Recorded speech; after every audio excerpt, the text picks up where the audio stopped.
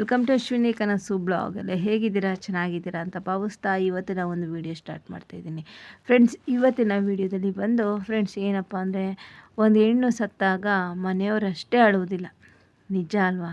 ಹೌದು. ನಾವು ಹೆಣ್ಮಕ್ಳು ಸತ್ತರೆ ನಾವು ಇಷ್ಟಪಡೋ ವಸ್ತುಗಳು ಅಳ್ತವೆ. ಅದು ಏನೇನು ಅಂತ ತಿಳಿಸ್ಕೊಡ್ತೀನಿ ಫ್ರೆಂಡ್ಸ್. ಮನೇಲಿ ಒಂದು ಹೆಣ್ಣು ಇಲ್ಲ ಅಂದರೆ ಆ ಮನೆ ಬರ್ಬಾದಾಗೋಗುತ್ತೆ. ಅಂದರೆ ಹೆಣ್ಣೇ ಎಲ್ಲ. ಯಾಕಂದರೆ ಗಂಡು ಮಕ್ಕಳು ತಾಯಿ ಮೇಲೆ ಡಿಪೆಂಡ್ ಆಗಿರ್ತಾರೆ, ಹೆಂಡತಿ ಮೇಲೆ ಡಿಪೆಂಡ್ ಆಗಿರ್ತಾರೆ, ಅಕ್ಕ ತಂಗಿರ ಮೇಲೆ ಡಿಪೆಂಡ್ ಆಗಿರ್ತಾರೆ, ಮನೇಲಿರೋ ಮಕ್ಕಳ ಮೇಲೆ ಡಿಪೆಂಡ್ ಆಗಿದೆ. ಏನೇ ಆದರೂ ಒಂದು ಹೆಣ್ಣು ಸತ್ತಾಗ ಬರೀ ಮನೆಯಷ್ಟೇ ಜನಗಳು ಮಾತ್ರ ಅಳಲ್ಲ. ಅಯ್ಯೋ, ನನ್ನ ತಾಯಿ ಸತ್ತೋದ್ರು, ನನ್ನ ಹೆಂಡತಿ ಸತ್ತೋದ್ಲು, ನನ್ನ ಮಗಳು ಸತ್ತೋದ್ಲು, ನನ್ನ ಅಕ್ಕ ತಂಗಿರು ಸಕ್ಕರವರು, ಬಂಧುಗಳು, ನನ್ನ ಸ್ನೇಹಿತರು ಸತ್ತೋದ್ರು, ಒಂದೊಂದು ಸಂಬಂಧ ಹೆಣ್ಣಿಗೆ. ಅತ್ತಿಗೆ, ನಾದಿನಿ, ಅತ್ತೆ, ಏನೇನೋ ಹೊರ್ಗಿತ್ತಿ ಅಂತ ಇಂಥ ಒಂದು ಇಲ್ಲ ಸತ್ತೋದ್ರು ಅಂತ. ಆದರೆ ನಾವು ಇಷ್ಟಪಡುವಂಥ ಒಂದಷ್ಟು ವಸ್ತುಗಳು ನಾವು ಸತ್ತಾಗ ಅಳ್ತವೆ. ಅದು ಏನೇನಪ್ಪ ಅಂತ ತಿಳಿಸ್ತೀನಿ ಅಲ್ವಾ?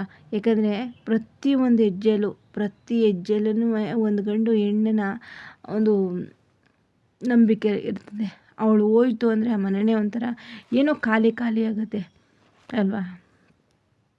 ಏನೇನಪ್ಪ ಅಂದರೆ ಫ್ರೆಂಡ್ಸ್, ನಾವು ಹೆಣ್ಮಕ್ಳು ತುಂಬ ನಾವು ಅಡುಗೆ ಮನೆಯೂ ಅಳ್ತಾ ಇರುತ್ತಂತೆ.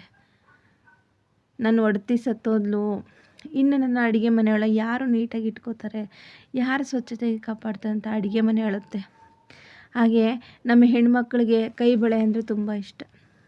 ಆ ಕೈ ಬಳೆ ಹಾಕೋ ಬಳೆನೂ ಅಳ್ತಾ ಇರುತ್ತಂತೆ, ಇನ್ಯಾರಿಗೆ ನಾನು ಈ ಬಳೆ ಧರಿಸ್ಲಿ ಅಂತ.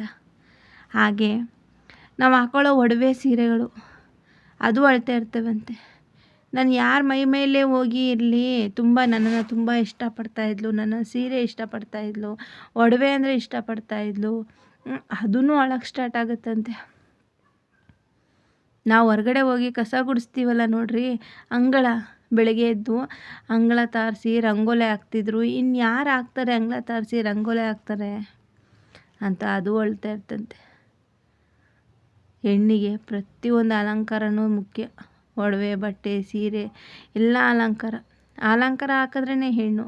ಅದನ್ನೇ ಹಾಕೊಳ್ಳೋ ಅಂಥ ಒಂದು ಹೆಣ್ಣು ಇಲ್ಲ ಅಂದಾಗ ಎಲ್ಲ ಅಳುತ್ತೆ. ಕನ್ನಡಿ ಹೇಳುತ್ತಂತೆ, ಅಲಂಕಾರ ಮಾಡ್ಕೊಬಂದು ನನ್ನ ಮುಂದೆ ನಿಂತ್ಕೋತಿದ್ದಾರೆ, ಇನ್ನು ಯಾರು ನಿಂತ್ಕೋತಾರೆ ನನ್ನ ಕನ್ನಡಿ ಮುಂದೆ ಅಂತ ಕನ್ನಡಿ ಹೇಳುತ್ತಂತೆ. ಹೆಣ್ಣು ಇಲ್ಲ ಅಂದರೆ ಎಲ್ಲ ಅಳ್ತವೆ. ಕನ್ನಡಿ ಅಳುತ್ತೆ, ಒಡವೆ ಅಳುತ್ತೆ, ಬಳೆ ಅಳುತ್ತೆ, ಅಂಗಳ ಅಳುತ್ತೆ.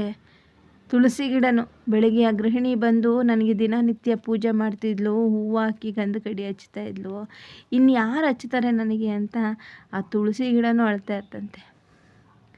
ಹಾಗೆ ಹೆಣ್ಣು ಕರುಣಾಮಯಿ, ಆದಿಶಕ್ತಿ. ಅವಳಿಲ್ಲ ಅಂದರೆ ಭೂಮಿ ಮೇಲೆ ಏನೂ ಇಲ್ಲ. ಏಕೆಂದರೆ ಗಂಡನ ಸ್ಫೂರ್ತಿಯಾಗಿ, ಶಕ್ತಿಯಾಗಿ, ಮನೆಗೆ ತಾಯಿಯಾಗಿ, ಸೊಸೆಯಾಗಿ, ಮಗಳಾಗಿ ಪ್ರತಿಯೊಂದು ನಿಭಾಯಿಸೋಳು ಹೆಣ್ಣು. ಆ ಹೆಣ್ಣಿಗೆ ಶೃಂಗಾರವೇ ಒಡವೆ, ಬಟ್ಟೆ, ಬಳೆ, ಇಂಥದ್ದು ಕುಂಕುಮ, ಇಂಥದ್ದೇ. ಅಂಥದನ್ನು ಮುಡಿಯೋಳೇ ಇಲ್ಲ ಅಂದಾಗ ಎಲ್ಲ ಅಳುತ್ತಂತೆ. ಇನ್ನು ಯಾರು ಇದನ್ನೆಲ್ಲ ಹಾಕ್ಕೊಂಡು ನನ್ನ ಮುಂದೆ ಬಂದು ನಿಂತ್ಕೋತಾರೆ, ನನ್ನನ್ನು ನೋಡ್ತಾರೆ, ಇದನ್ನೆಲ್ಲ ಎಂತ ಅಂದರೆ, ನಾವು ಪ್ರತಿಯೊಂದು ಹೆಣ್ಮಕ್ಳು ಎಲ್ಲದರಲ್ಲೂ ಅಟ್ಯಾಚ್ಮೆಂಟ್ ಇರ್ತೀವಿ. ಅಡುಗೆ ಮನೇಲಿ ಅಟ್ಯಾಚ್ ಇರ್ತೀವಿ, ನಾವು ಹಾಕೊಳ್ಳೋ ಬಳೆಯಲ್ಲಿ ಅಟ್ಯಾಚ್ ಇರ್ತೀವಿ, ಹಾಕೊಳ್ಳೋ ಸೀರೆಯಲ್ಲಿ ಅಟ್ಯಾಚ್ ಇರ್ತದೆ, ಮತ್ತು ಹಾಗೆ ನಾವು ಮುಡಿಯೋ ಹೂವಲ್ಲೂ ಅಟ್ಯಾಚ್ ಇರ್ತದೆ. ಇಂಥ ಹೂವು ಮುಡಿದ್ರೆ ಇಷ್ಟು ಚೆನ್ನಾಗಿ ಕಾಣಿಸ್ತೀವಿ ಅಂತ. ಯಾಕಂದರೆ ಹೆಣ್ಣಿಗೆ ಶೃಂಗಾರವೇ ಅಷ್ಟಲ್ವಾ? ಏನೇ ಮಾಡು ನೀನು, ಕೋಟಿಗಿದ್ರೂ ಹಾಕೊಳ್ಳೋ ಬಳೆ, ಕುಂಕುಮ, ಅರಿಶಿನ, ಕುಂಕುಮ, ಹೂವು, ಮುಡಿ, ಅಡುಗೆ ಮನೆ, ನಾವು ಹೊರಗಡೆ ತಾರಿಸುವಂಥ ಅಂಗಳ ಹಾಕಿ ರಂಗೋಲಿ ಬಿಟ್ಟು, ಮತ್ತು ದೇವರಿಗೆ 2 ಗಂಧ ಕಡ್ಡಿ ಹಚ್ಚಿ, ತುಳಸಿ ಗಿಟ್ಟೆ ಪೂಜೆ ಮಾಡಿ ತಲೆಗೆ ಹೂವು ಮುಡ್ಕೊಂಬಿಟ್ರೆ ಆ ಹೆಣ್ಣು ಶೃಂಗಾರವೇ ಅಲ್ವಾ? ಅದನ್ನೇ ಯಾಕಂದರೆ ಇಷ್ಟಪಡೋದೇ ಅವಳು, ಇನ್ನೇನು ಇಷ್ಟಪಡಲ್ಲ.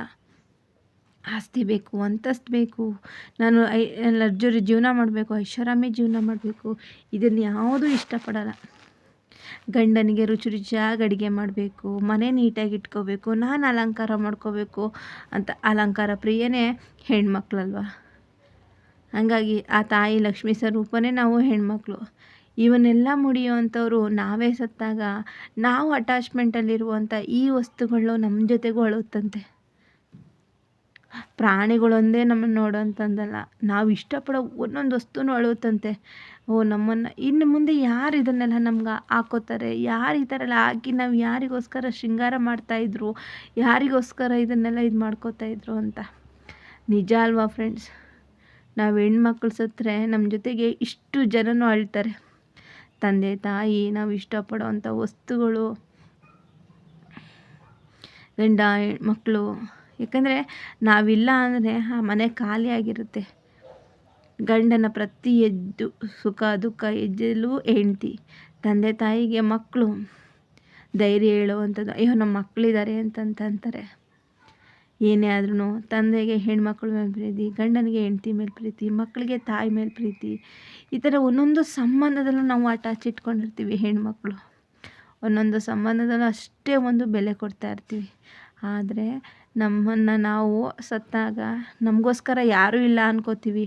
ನಮಗೋಸ್ಕರ ಎಲ್ಲ ಇದ್ದಾರೆ, ನಮಗೋಸ್ಕರ ಅಳೋಂಥ ಜನಗಳು ಇದ್ದಾರೆ ಅಲ್ವಾ? ಹಾಗೆ ಈ ವಿಡಿಯೋ ಇಷ್ಟ ಆದರೆ ಲೈಕ್ ಮಾಡಿ, ಕಮೆಂಟ್ ಮಾಡಿ, ಸಬ್ಸ್ಕ್ರೈಬ್ ಮಾಡ್ಕೊಂಡು ಹಾಗೆ ನನ್ನ ಚಾನಲ್ನ ಸಪೋರ್ಟ್ ಮಾಡಿ ಫ್ರೆಂಡ್ಸ್. ನನಗಂತೂ ಈ ಒಂದು ಪದ ಕೇಳಿದಾಗ ತುಂಬಾ ಅಳು ಬಂತು.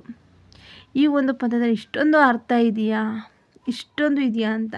ಯಾಕಂದರೆ ಈ ಮಾತುಗಳೆಲ್ಲ ನಮ್ಮ ಅಜ್ಜಿದಿರು ಕೂತಾಗ ಹೇಳ್ತಿದ್ರು. ಹಳೇ ಜನರು ಸುಮ್ಮನೆ ಪದಗಳನ್ನ ಕಟ್ತಿದ್ದಿಲ್ಲ, ಸುಮ್ಮನೆ ಮಾತುಗಳನ್ನ, ಒಂದೊಂದು ಪದಗಳಲ್ಲೂ 108 ಅರ್ಥ ಇರ್ತಿತ್ತು ಹೆಣ್ಮಕ್ಳ ಬಗ್ಗೆ. ಅವರು ಒಂದೊಂದು ಪದಗಳು ಕೇಳ್ತಾ ಇದ್ದರೆ ಕಿವಿಗೆ ಎರಡೆಷ್ಟು ಖುಷಿ ಆಗ್ತಿತ್ತು ಅಂದರೆ ನಮಗೆ ಈ ಥರನೂ ಇದೆಯಾ ಅಂತ. ಹಾಗೆ ಫ್ರೆಂಡ್ಸ್, ನಾವು ಹೆಣ್ಮಕ್ಳು ನಾವು ಯಾವುದ್ರಲ್ಲೂ ನಮ್ಮನ್ನು ಸತ್ತಾಗ ನಮಗೆ ಯಾರೂ ಇಲ್ಲ ಅಂದ್ಕೋಬೇಡಿ. ನಾವು ಸತ್ತಾಗಲೇ ನಮ್ಮ ಬೆಲೆ ಏನು ಅಂತ ಅವ್ರಿಗೆ ಗೊತ್ತಾಗೋದು. ಅಲ್ಲಿವರೆಗೂ ಯಾರಿಗೂ ಗೊತ್ತಾಗಲ್ಲ. ಇದ್ದಾಗ ಯಾರ ಬೆಲೆ ಗೊತ್ತಾಗಲ್ಲ ಅಂತೆ. ಮನುಷ್ಯ ಕಳ್ಕೊಂಡಾಗ ಎಲ್ಲರ ಬೆಲೆ ಗೊತ್ತಾಗುತ್ತೆ. ಹೆಂಡ್ತಿ ಆದವಳ ಬೆಲೆ ಗೊತ್ತಾಗೋದೇ ಅವಳು ಸತ್ತಾಗ. ಒಂದು ಹೆಣ್ಣಿನ ಬೆಲೆ ಗೊತ್ತಾಗೋದೇ ಆವಾಗ ಅಲ್ವಾ?